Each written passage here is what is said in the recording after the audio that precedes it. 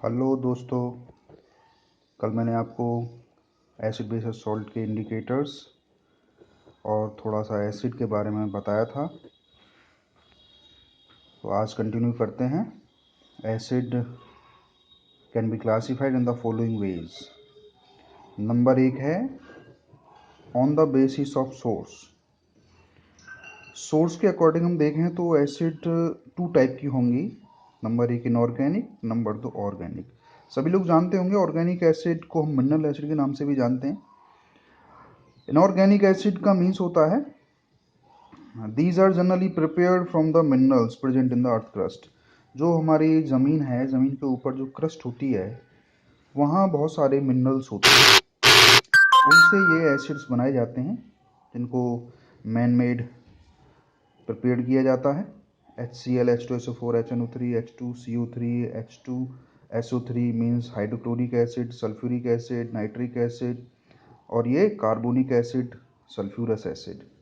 सबके नाम आपको पता होंगे, ये कैसे बनी है। 9th में कैटायन एनायन आपने पढ़ी थे, तो आप इजीली इनको बना सकते हैं। दूसरा है ऑर्गेनिक एसिड। ऑर्गेनिक एसिड का दूसरा नाम होता है एडिबल एसिड। एडिबल मीन्स होता है जिन्हें हम खा पी सकते हैं। These are prepared by plant और एनिमल। जैसे ये बहुत ही मोस्ट इम्पोर्टेंट है, ये बोर्ड एग्जाम में पूछ लिया जाता है 1 क्वेश्चन में कि जैसे एसिटिक एसिड का सोर्स क्या है, वो किससे मिलती है, विनेगर से मिलती है। साइट्रिक एसिड जितने भी साइट्रस फैमिली होती है जैसे लेमन, ऑरेंज, उन सब में साइट्रिक एसिड रहती है। इनसे विटामिन सी जिसको बोलते हैं हम। मैलिक एसिड एप्पल से, लैक्टिक एसिड कर्ड से, टार्टरिक एसिड टैमरिंड से, ऑक्जेलिक एसिड टमाटो से, और मिथेनोइक एसिड जिसको फॉर्मिक एसिड बोला जाता है वो आंट स्टिंग, और दूसरा एक नेटल लीफ होती है, उसके अंदर छोटे छोटे कांटे होते हैं तो उसको बोलते हैं इसलिए नेटल लीफ स्टिंग। दूसरा जो हमारा टाइप है on the basis of ionisation. Ionisation के बेस पे एसिड को फर्दर क्लासिफाइड किया गया है, स्ट्रॉन्ग एसिड और वीक एसिड। अभी ऊपर मैंने बताया था आर्हेनियस की जो डिफाइन थी, वो बोलता है कि substance that produce H ion in an aqueous solution. जो भी सब्सटेंस एक्वस सोल्यूशन के अंदर एच आयन प्रोड्यूस करते हैं वो एसिड कहलाते हैं।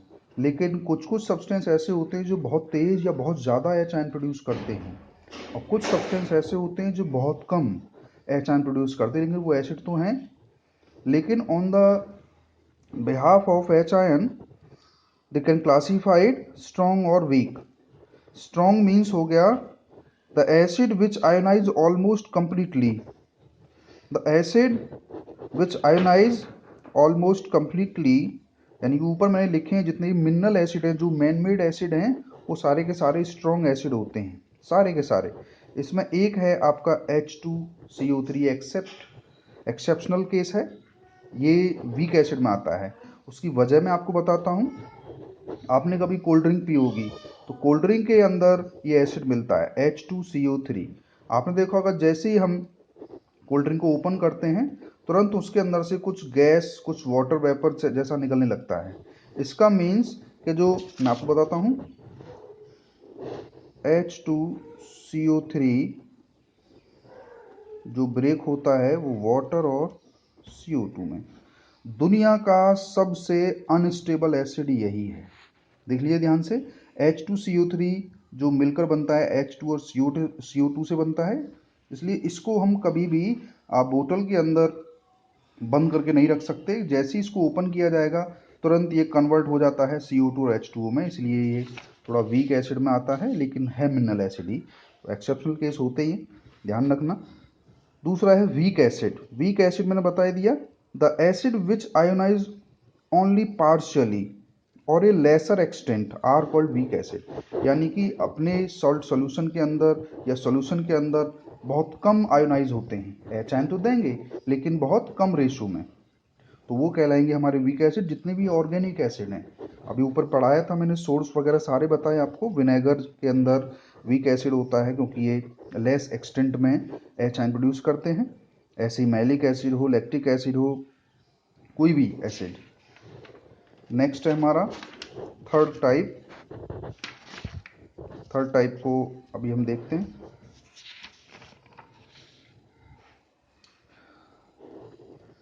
On the basis of amount या concentration of acid present in aqueous solution. Concentration का मीन्स हो गया, आप जानते ही हैं कंसंट्रेशन माने कि एसिड उस लिक्विड के अंदर कितनी प्रेजेंट है, ज़्यादा प्रेजेंट है या लिक्विड ज़्यादा है कि एसिड ज़्यादा है ना। अगर एसिड का कंसंट्रेशन ज़्यादा है तो वो कहलाएगी आपकी कंसंट्रेटेड एसिड।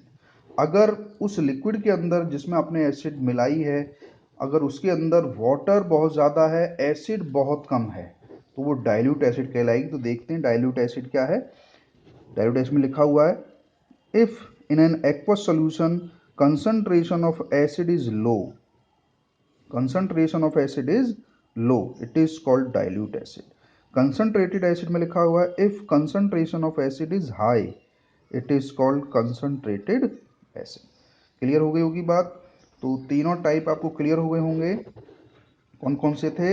एक तो मैंने बताया था acid on the basis of source, तो सोर्स में इनऑर्गेनिक एसिड हो गई आपकी, ऑर्गेनिक एसिड होगी। मीन्स वो किससे हमें मिल रहे हैं, जो हमें अर्थ क्रस्ट से मिल रहे हैं उनको इनऑर्गेनिक बोल देते हैं, जो हमें नेचुरल सब्सटेंस से मिल रहे हैं उनको हम ऑर्गेनिक एसिड का नाम दे देते हैं। और सेकंड था on the basis of ionisation, यानी कि वो कितनी तेजी के साथ ब्रेकआउट होते हैं अपने सॉल्यूशन के अंदर, वो कहलाते हैं आपके स्ट्रॉन्ग एसिड। जितने भी मिनरल एसिड हैं वो सब स्ट्रॉन्ग में कहलाएंगे, यानी कि the acid which ionise almost completely, सारे के सारे वो आयोनाइज हो जाएं। लेकिन वीक एसिड कौन से एसिड होंगे? The acid which ionise only partially, बहुत कम एक्सटेंट में जो आयोनाइज हो पाते हैं लेकिन एच आयन देते हैं, वीक एसिड। थर्ड टाइप था on the basis of amount और कंसंट्रेशन, तो इसमें डाइल्यूट और कंसंट्रेटेड एसिड।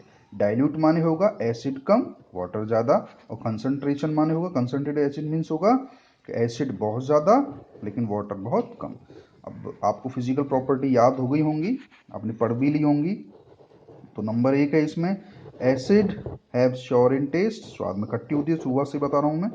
और it turn blue litmus to red, सभी को पता है। They conduct electricity, they are corrosive in nature, they are soluble in water. तो सबको यहाँ तक क्लियर हो चुका होगा।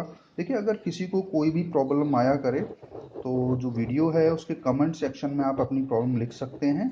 जितना हो सकेगा मैं नेक्स्ट वीडियो में आपके सारे के सारे क्वेश्चंस के आंसर शायद दे पाऊंगा।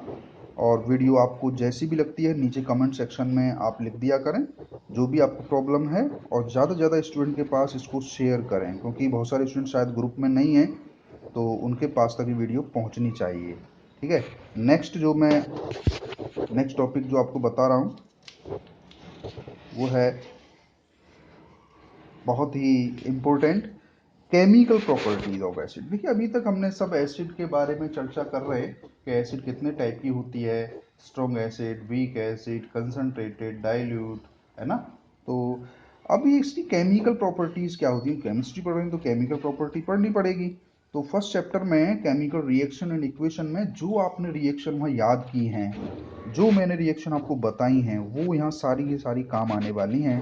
तो सबसे पहला है रिएक्शन विद मेटल, बहुत आसान रिएक्शन, जो केमिकल इक्वेशन रिएक्शन में जो हमारा करेक्टरिस्टिक्स था रिएक्शंस का, फर्स्ट इवोल्यूशन ऑफ गैस, तो उसमें मैंने आपको समझाया था कि any metal react with acid, any metal react with acid to produce hydrogen gas and form salt.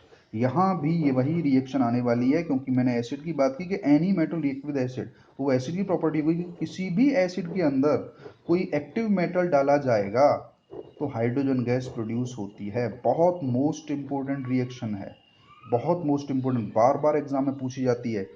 तो देखिए यहाँ लिखा है मैंने, एसिड कोई सी भी हो, HCl हो, H2SO4, HNO3 हो, react with certain active metals, जैसे बहुत सारे मेटल्स हैं जिसमें मैंने एग्जांपल दो लिए, जिंक और आयरन, है ना, टू इवॉल्व हाइड्रोजन गैस। तो लिखा है मैंने Zn plus H2SO4 equals to ZnSO4 plus hydrogen.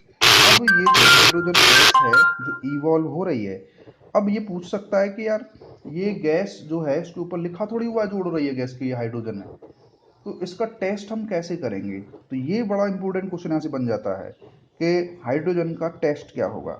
देखिए हमें लिखा हुआ है test for hydrogen, when a burning match stick is brought near the hydrogen gas it burn with pop up sound.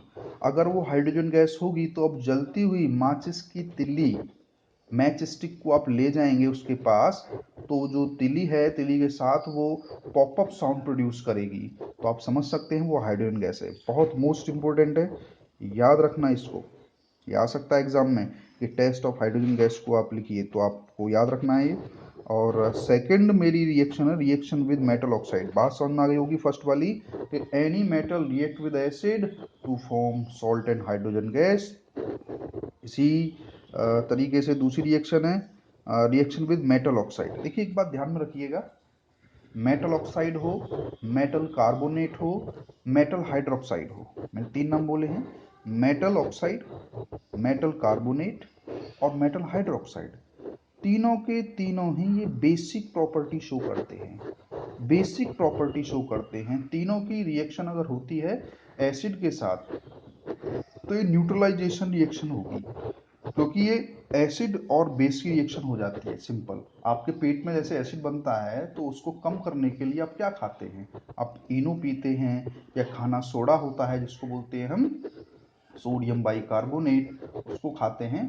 तो या फिर टैबलेट्स आती हैं एंटासिड्स की जो मैग्नीशियम हाइड्रोक्साइड वगैरह की बनाई जाती हैं, तो वो सब क्या है, वो पेट में जो HCl एक्सेस हो जाता है हमारे, उसको कम करने के लिए, उसको न्यूट्रल करने के लिए हम बेस को पीते हैं।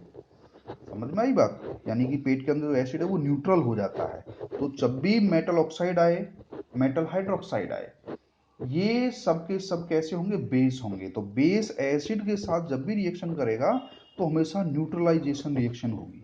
तो देखिएगा रिएक्शन विद मेटल ऑक्साइड, तो मेटल ऑक्साइड मैंने बता दिया, मेटल ऑक्साइड की प्रॉपर्टी क्या होगी, बेसिक होगी। ठीक है, तो acid react with certain metal oxide यानी कि basic oxides to form salt and water.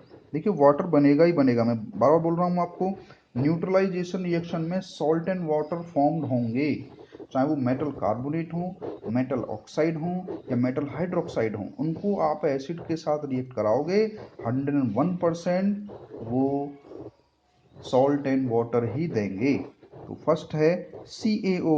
कैसे पता चल रहा है ये बेसिक ऑक्साइड है, क्योंकि O जहां लग जाता है मेटल के साथ वो ऑक्साइड कहलाता है, और मेटल जो होते हैं वो पॉजिटिव आयन देते हैं, इसलिए बेसिक प्रॉपर्टी शो करेगा। CaO यानी कि मेटल ऑक्साइड, HCl यानी कि एसिड, दोनों रिएक्ट किए तो सॉल्ट एंड वाटर। कोई भी हम मेटल ऑक्साइड अब ले सकते हैं, लाइक मैं अगर एग्जांपल के लिए आपके लिए लिखता हूं मैग्नीशियम ऑक्साइड, ठीक है, और यहाँ दे रखा है, और आपका सोडियम ऑक्साइड की रिएक्शन HCl से कराता हूँ, की रिएक्शन HCl से कराता हूँ। देखिएगा क्या बनेगा, सॉल्ट एंड हाइड्रोजन गैस। अभी देखिएगा सॉल्ट एंड, सॉरी हाइड्रोजन नहीं, वाटर, सॉल्ट एंड वाटर। ये कैसे फॉर्म हो जाते हैं थोड़ा सा गौर कीजिए।